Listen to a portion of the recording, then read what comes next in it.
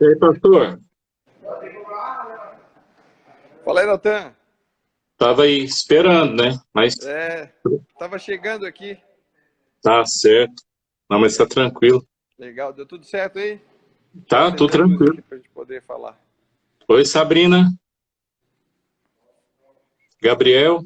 Fala, Gabi. Mandei mensagem pra ti lá no teu WhatsApp, Gabi. Lê lá depois. O pessoal quer fazer aula de música na igreja. Massa, galera. Vamos fazer uma oração então aí pro Natan e a Carla e a sua equipe aí começar o ensino. Tudo bom, Carla? Agora ao vivo? Só a cara de jacaré dela. Então tá bom. Vamos orar então? Ô, Débora, Amém. tudo bem? Oi, Dé. Sabrina, filha, tudo bem? Oremos então. Amém. Pai, em nome de Jesus Cristo, nós queremos colocar o ensino dessa noite na sua presença.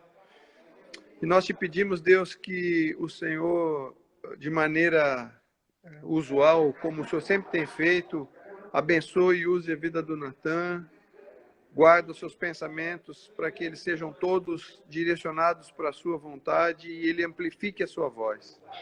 Nós sabemos, Deus, que a palavra ela é boa para exortar, para corrigir, para ensinar, para preparar o caminho, ensinar no caminho que devemos trilhar. Por isso que essa palavra dessa noite seja exatamente isso, Pai. Uma palavra que nos oriente, que nos aponte. E nós somos sempre, como diz a sua palavra, convencidos pelo seu Espírito. Então, que o seu Espírito nos convença de tudo que vamos ouvir e que essa palavra, essa verdade, penetre profundamente em nossos corações. Eu te agradeço, Deus, e que essa noite seja mais uma noite de alimentar-nos do teu manjar. Nós te colocamos como centro dos nossos pensamentos para esse momento e que essa palavra realmente produza os frutos que ela tem propósito de produzir. Consagramos a ti esse tempo em nome de Jesus. Amém. Amém. Amém, pastor. Amém? Amém. Firme aí, me expulsa aí, Natan. Amém. Pode deixar, pastor, comigo aqui. Remover. Vai.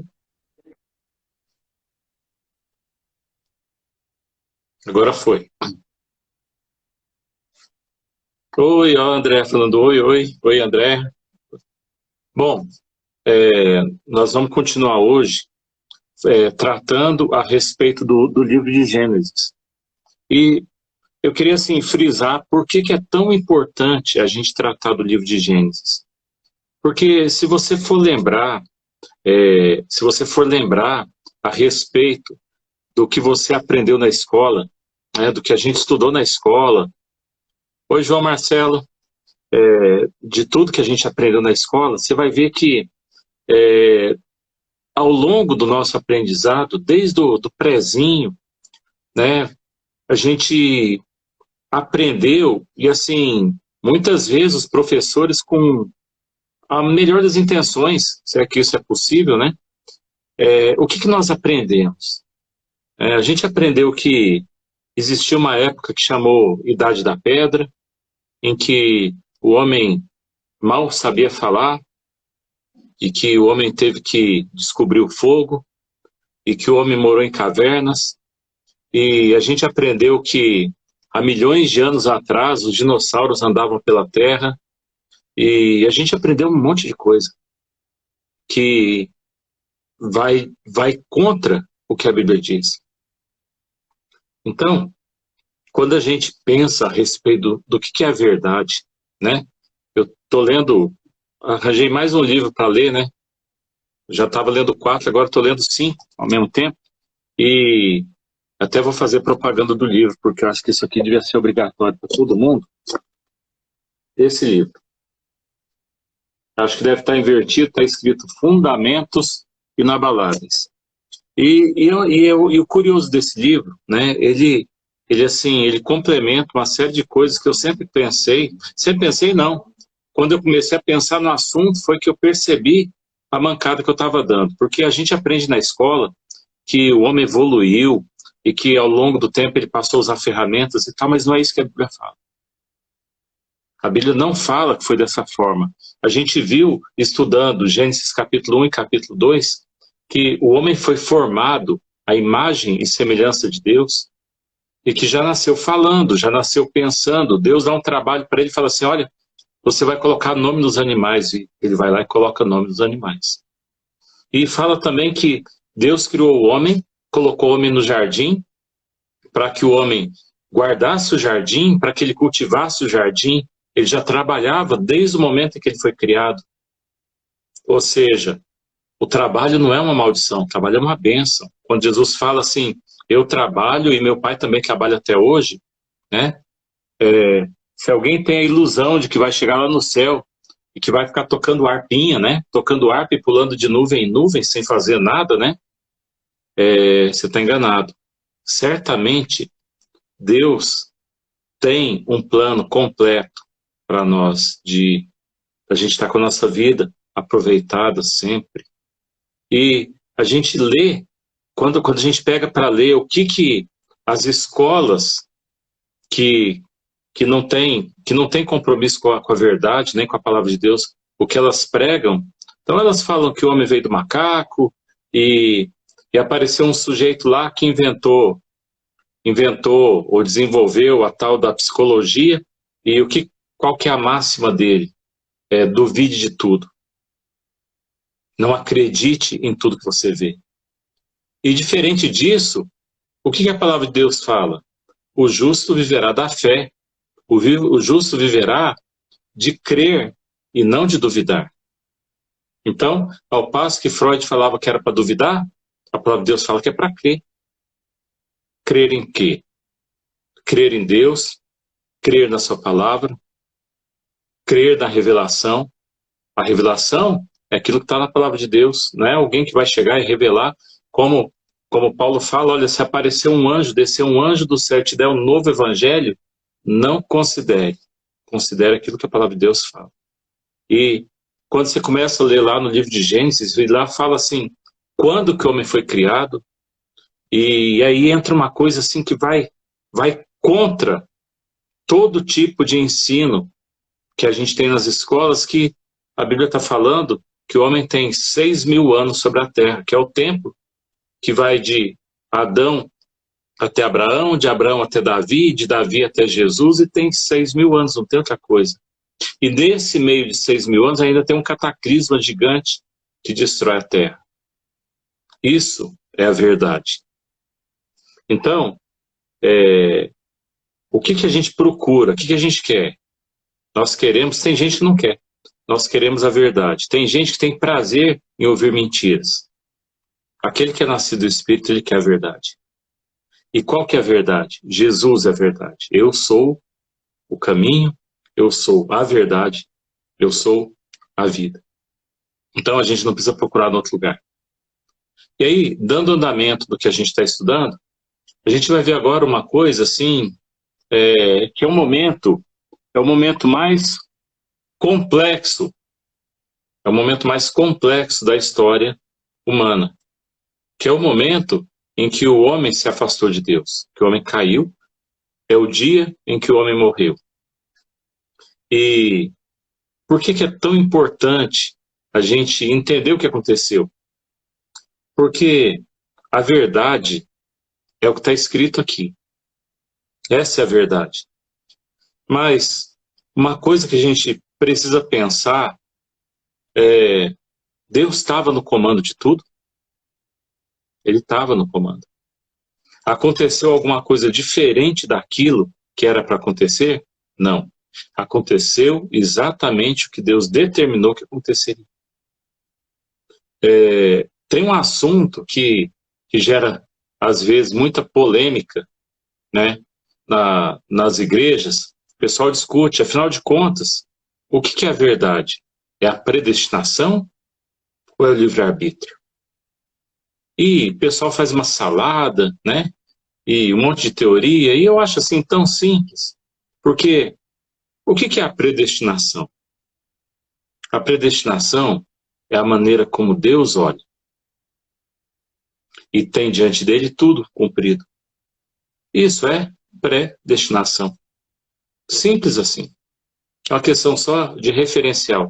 Em física, né? Física, qual que é o referencial adotado? Qual que é a forma como Deus olha? Deus olha como predestinação, está tudo cumprido, está tudo certo, está tudo resolvido. E o que é livre-arbítrio? Livre-arbítrio é a gente achar que pode fazer alguma coisa diferente daquilo. Não. Livre-arbítrio é tão somente a forma como a gente olha para a vida. A gente chega lá no guarda-roupa, né? Vou escolher uma camisa, e aí tô olhando para Deus assim e falo, vou escolher uma que Deus não espera. Aí eu escolho uma camisa e falo, isso aqui visto. Aí Deus abre a mão dele e está escrito assim, você ia colocar a camisa preta. Então, predestinação, livre-arbítrio, simples. Predestinação, a forma como Deus olha. Livre-arbítrio é a minha visão do mundo. Pronto. Então, as duas coisas existem e coexistem. Não tem como. É só uma forma de ver. E o que acontece no capítulo 3 de Gênesis é exatamente isso. Deus já sabia de tudo que ia acontecer. Não chegou um anjo correndo lá falando assim, Deus, você não sabe o que Adão fez, que você criou, fez lá no jardim, te desobedeceu. Não foi nada disso. Deus já sabia desde sempre.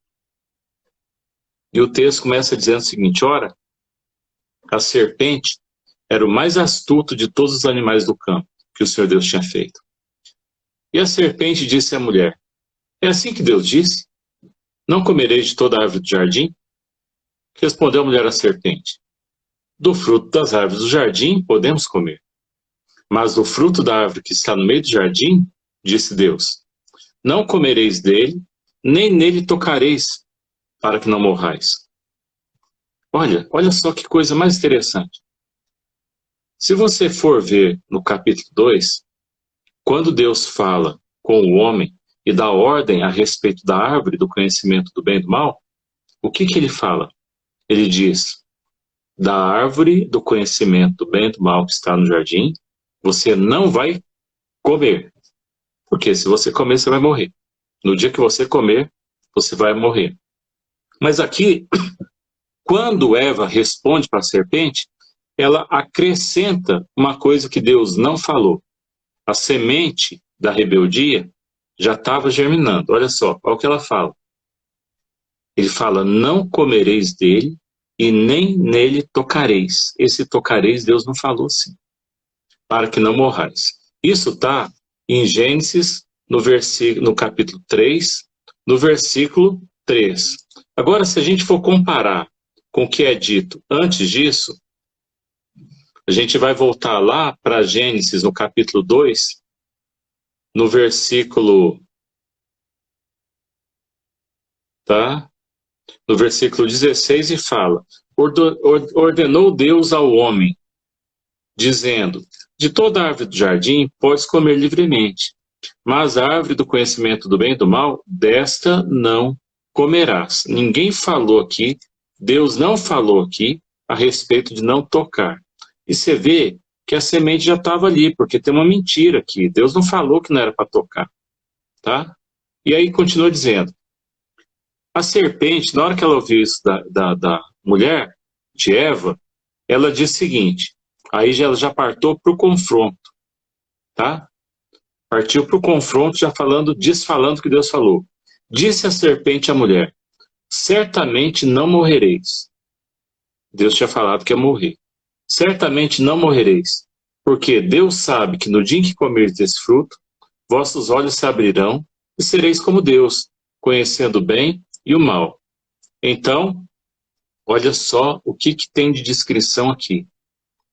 Então, vendo a mulher que aquela árvore era boa para se comer, não era boa. E ela falou que era boa e agradável aos olhos, tudo bem, uma árvore bonita, e árvore desejável para dar entendimento. Ela só estava acreditando na palavra da serpente. Tomou do seu fruto, comeu, e deu a seu marido, que também comeu. Então foram abertos os olhos de ambos e conheceram que estava nus, pelo que coseram folhas de figueira e fizeram para si roupas para vestir. Olha que coisa mais interessante. Eles foram fazer pegaram folha de figueira, cozinharam, né? E fizeram avental. Olha, aqui está dizendo até que o homem já conhecia o fogo, tá? Porque eles cozinharam as folhas. Olha que interessante. Por que eles usaram folha de figueira? e não qualquer outra folha. Se você já viu folha de figo, você vai ver que ela é uma folha cheia de uns fiozinhos, deve ser bem desconfortável. Mas olha que interessante. A impressão que eu tenho é que é o seguinte: quando eles estavam com fome, antes da queda, eles iam lá numa figueira e comiam do figo. Então, quando eles tinham alguma necessidade, fome, por exemplo, eles se alimentavam, eles iam num lugar que tivesse as suas necessidades supridas. Então, na figueira tinha fruta, eles lá comiam e estavam com a necessidade suprida. Quando descobrem que eles estão nus, então eles vão na figueira para suprir uma outra necessidade que eles não tinham e fazem roupas a partir de folha de figueira. E quando acontece a queda, olha o que acontece. E ouvindo a voz de Deus que passeava no jardim, na viração do dia, esconderam-se o homem e sua mulher da presença do Senhor Deus entre as árvores do jardim. Mas chamou o Senhor Deus ao homem e perguntou-lhe: onde estás? E o homem que estava lá escondido, mas não muito, respondeu-lhe o homem: eu ouvi a tua voz e tive medo, porque estava nu e me escondi. Deus perguntou-lhe: quem te mostrou que estavas nu? Você comeu da árvore que eu te ordenei que não comesse? Ao que o homem respondeu, já jogando a culpa na mulher: a mulher que me deste por companheira deu-me da árvore e eu comi. Perguntou o Senhor Deus à mulher: que é isso que você fez? A mulher respondeu: a serpente me enganou e eu comi. Então o Senhor Deus disse à serpente: olha o que está dizendo aqui.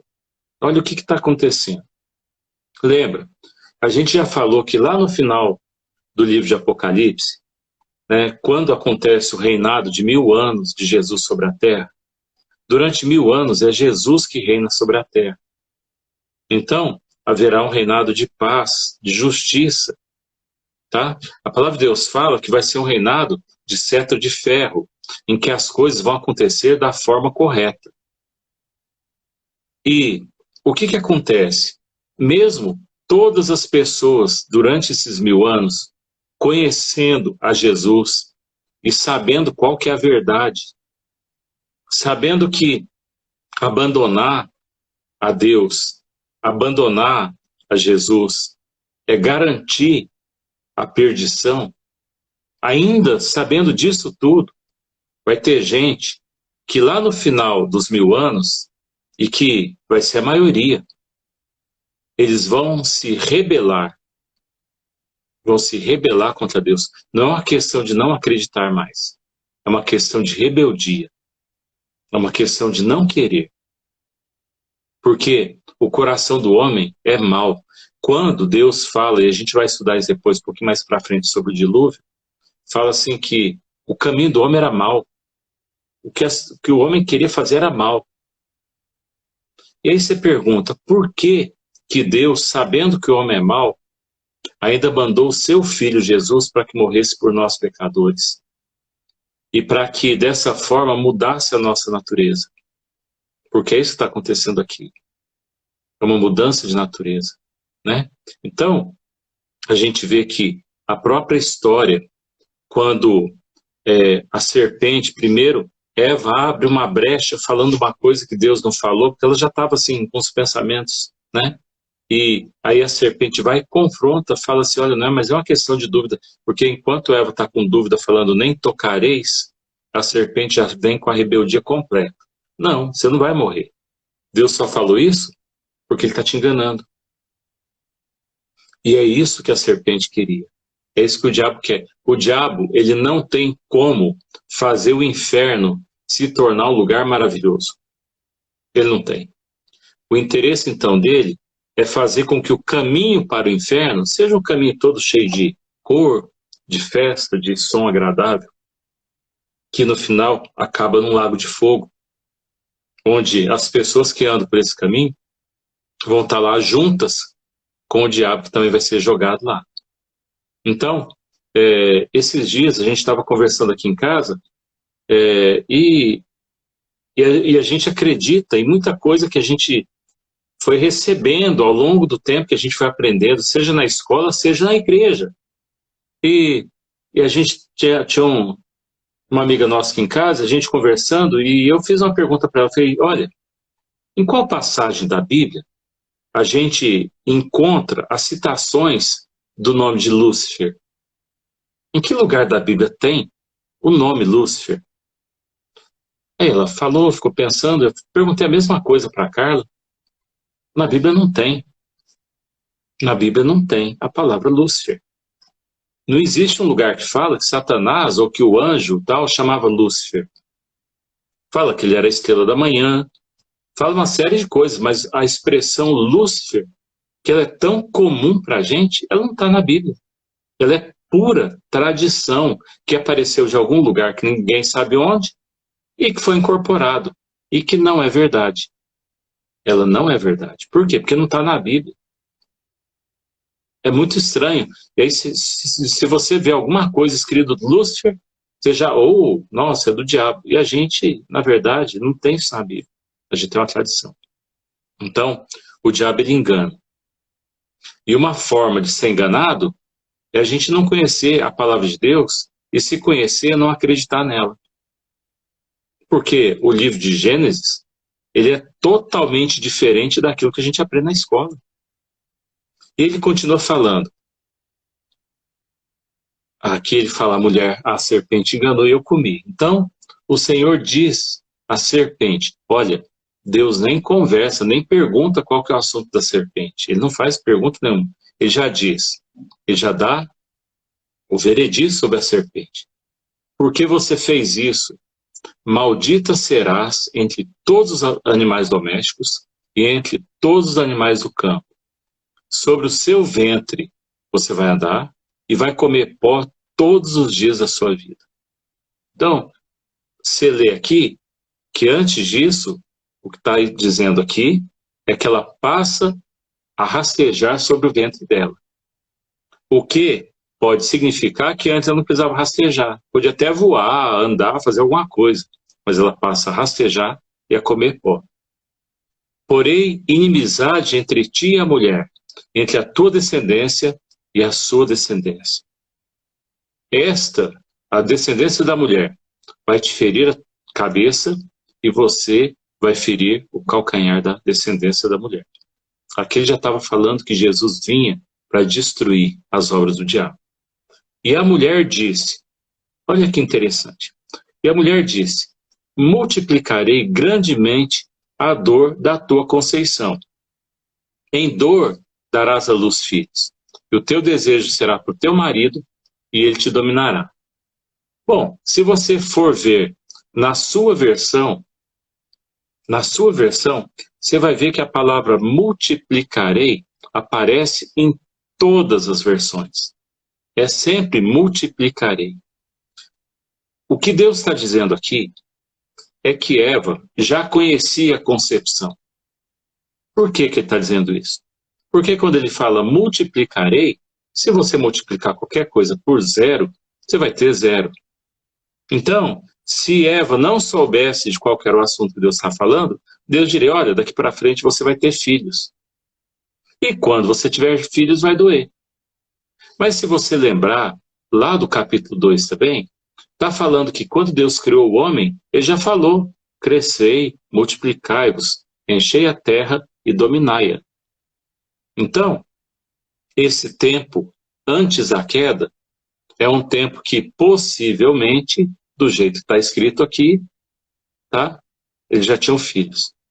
E ele continua dizendo, e ao homem disse, por que você deu ouvidos à voz da tua mulher e comeste da árvore que te ordenei, dizendo, deixa eu te falar uma coisa para você. Aqui ele está sendo bem específico. Você escutou sua mulher e comeu da árvore que eu te ordenei que não era para comer. Ou seja, como você escutou sua mulher, ela estava com uma ideia errada das coisas e você escutou, aí ele continua falando.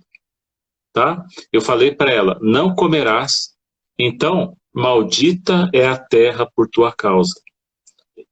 Em fadiga comerás dela todos os dias da sua vida. O trabalho que até então era uma bênção, passou a ser uma maldição, porque a terra inteira foi maldita naquele momento. A morte não existia até aquele momento.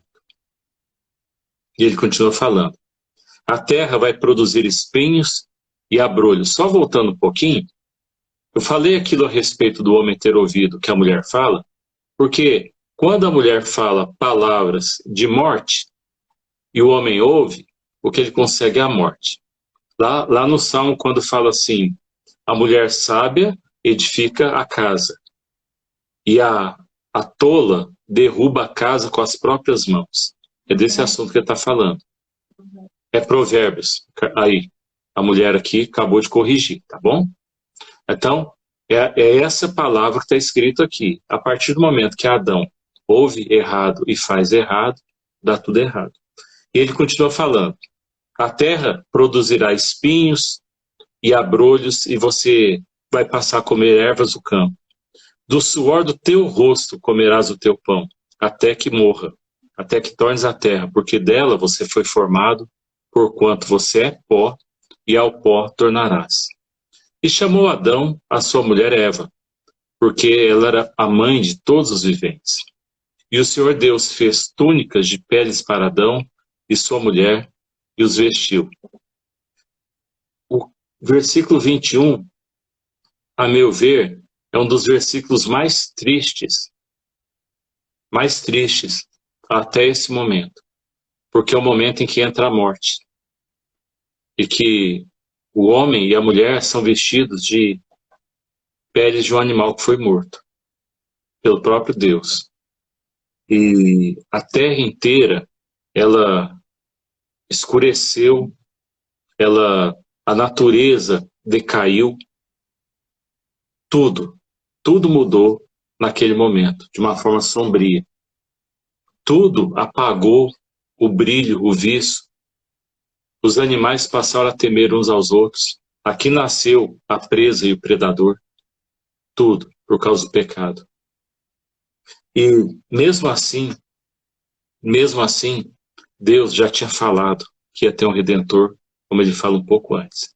Mas ele continua dizendo no versículo 22.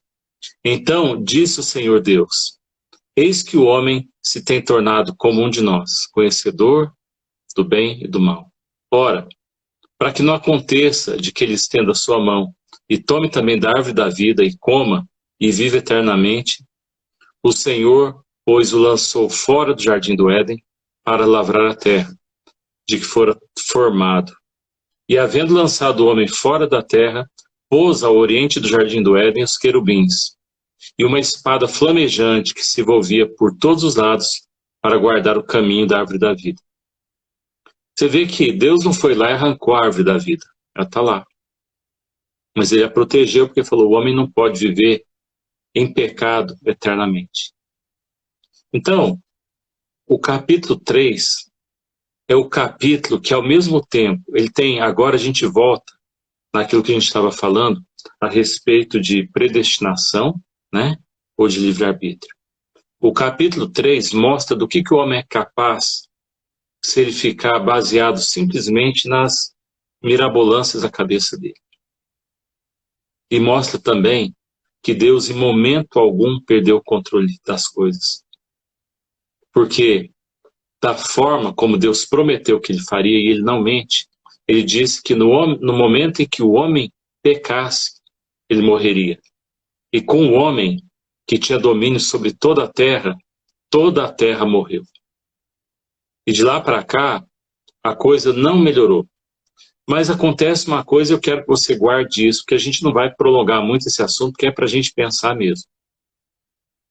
Apesar disso tudo, por alguma razão que me escapa mesmo, eu não sei porquê, ele escolheu você, ele escolheu a mim, escolheu a Carla, escolheu o Beto, para chamar de filho. E prometeu a redenção. Ele prometeu a redenção. E tudo o que Deus prometeu, ele cumpriu. E tudo que ele promete, ele cumpre. Porque a palavra dele é a verdade. Por mais difícil que seja o capítulo 3 do livro de Gênesis, ele é a verdade. E é esse que é o ponto. É o ponto importantíssimo de tudo que a gente está estudando. É o fato de que a verdade, ela foi revelada, ela foi contada para todo mundo. Mas que você pode ler, entender e falar assim, eu encontrei a verdade. por mais absurdo que possa parecer aos olhos de quem tenta ser acadêmico, a palavra de Deus é verdade. De alguma forma, a palavra de Deus ela veio completa. Então, quando a Bíblia fala que foi assim que aconteceu, foi assim que aconteceu. Eu fico vendo, eu gosto de ver documentário de tudo quanto é tipo, de ET, de escavação, de arqueologia, e eu fico olhando para aquilo e falando assim, gente, mas o cara assim tem um monte de razão para dizer as coisas, mas acontece que a Bíblia fala diferente. A Bíblia não fala que o homem morava em cavernas antes de evoluir. Ela fala que Deus criou o homem. Tem uma hora em que o homem vai morar em caverna, assim. Quando Noé sai da arca, ele vai morar em caverna. E a gente vai falar sobre isso, porque acontece uma série de coisas aqui que eu queria que você prestasse atenção. Adão tinha sido colocado no jardim para cuidar e lavrar o jardim, cultivar o jardim, tá? O jardim era do tamanho do estado do Sergipe. Como que ele podia cuidar do jardim desse tamanho se ele não fosse mais do que ele era, do que nós somos hoje? Talvez ele tivesse algumas capacidades que ele não tem hoje, porque é o que aparece ali. Adão viveu 960 anos. O pessoal daquela época vivia. Aí vem gente tentando ajustar o que a Bíblia diz com o que a história diz, né? E fala, não, mas é porque naquela época o tempo era contado diferente. Não era, não. Desde o começo, o tempo era contado da mesma forma. A única diferença é que o calendário judaico, o ano tinha 360 dias. E hoje a gente usa 3 meses, né? E assim, não é muito difícil a gente entender por que é 360 dias por ano, se você lembrar que, curiosamente, um círculo, né? Quando você pega um círculo em matemática e divide ele em graus, quantos graus tem um círculo? 360. Por que não tem 400? Né? Acontece que, de acordo com a matemática, 360 era o número melhor? Ou é porque o ano era mais fácil contar uma órbita da Terra com 360? Então, tem muita coisa que a gente olha e vê que Deus espalhou pela natureza os números dele. Então, a Bíblia diz que é assim. E, na minha forma de pensar, qualquer coisa que qualquer um diga tem que se encaixar naquilo que a palavra de Deus fala. Eu estava vendo no outro livro que eu estou lendo, ele fala a respeito do Big Bang, né? E que, apesar de ser uma teoria que a gente muitas vezes aceita, não, a coisa explodiu tal, a Bíblia não diz que foi assim. A Bíblia diz que Deus, pela sua palavra, do nada, usando como matéria-prima exclusivamente a sua palavra, ele não pegou um núcleo denso de matéria e explodiu com ele. Deus simplesmente chegou onde não havia nada e disse, haja luz. E criou Deus os céus e a terra. Então, a batalha da nossa mente é pela verdade.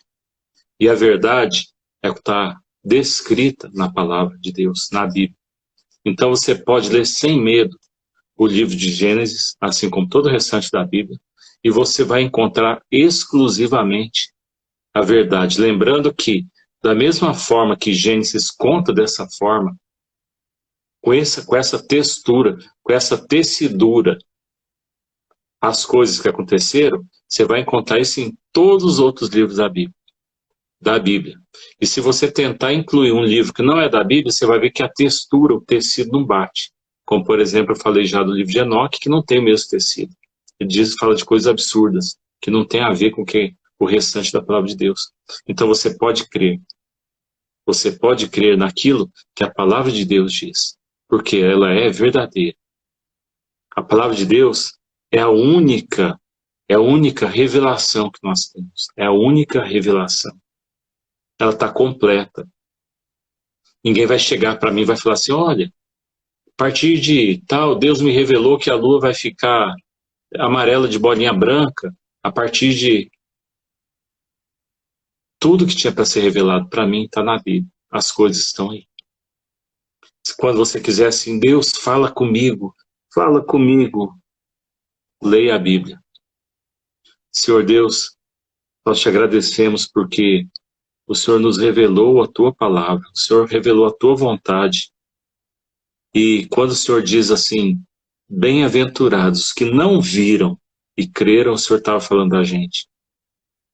Obrigado porque o Senhor deixou a verdade por escrito, para que a gente pudesse ficar firme em cima desta rocha, que é a Tua palavra e que é Jesus. Pai, nós te agradecemos pelo seu cuidado conosco. Ao longo de tantos milênios, o Senhor guardou para nós a verdade, para que a gente não tivesse como errar. Quando a Tua palavra, assim, nos diz, olha para a rocha de onde você foi cortado, olha para o poço de onde você foi cavado, é porque a gente pode olhar para Jesus com toda segurança, sabendo que quando João fala que no princípio era o verbo, é porque a gente está lendo aqui como que foi no princípio. E Jesus está descrito em todos os momentos. Apesar, ó Deus, desse capítulo 3 de Gênesis descrever uma coisa tão terrível que aconteceu, a gente sabe, ó Pai, que essas coisas aconteceram para que a gente pudesse morrer e, ressuscitando com Cristo, ter a mesma identidade de Jesus. Ó Senhor Deus, derrama sobre nós o Teu Santo Espírito, sempre. Que a gente possa descansar nas Tuas mãos, porque o Senhor é o nosso único caminho. Único caminho. Guarda-nos, ó Pai, em nome de Jesus. Em nome de Jesus. Amém. Bom, esse vídeo de hoje, eu acho que parece que teve algumas falhas de conexão, tá? Daqui a pouquinho eu vou colocar ele lá no YouTube, tá bom? Mas eu espero que na semana que vem a gente não esteja por aqui, né? Porque espero que a gente já tenha ido morar no céu, mas se a gente estiver por aqui, vem aí o capítulo 4 de Gênesis, né? E que Deus abençoe você, fique firme. Nós não precisamos nem escolher. A verdade está escrita na nossa mão. Amém? Deus abençoe. Boa noite. Boa noite.